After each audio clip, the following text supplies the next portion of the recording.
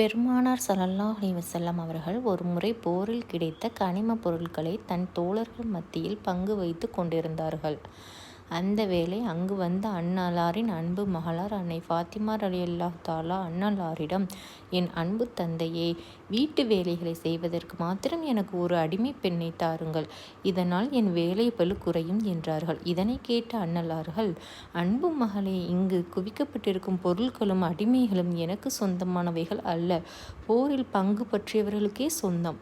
நான் போரில் பங்கு பற்றிருந்தால் என் பங்கில் உனக்கு ஒரு அடிமை பெண்ணை தந்திருக்கலாம், அல்லது உனது கணவர் அரிலறியல்லாக பங்கு பெற்றிருந்தாலும் உனக்கு இந்த பொருளில் உரிமை உண்டு. நாங்கள் இருவரும் இந்த போரில் பங்கு பெறாமல் எப்படி நாம் உனக்கு உரிமை கோர முடியும்? எனவே மகளே, உன் வேலைகளை நீயே செய்து கொள். தன் வேலைகளை தானே செய்து கொள்வதுதான் நல்லதும் திருப்தியானதும் ஆகும். அல்லாஹ் உனக்கு நல்ல உடல் வலிமையை தந்தருள்வானாயாக.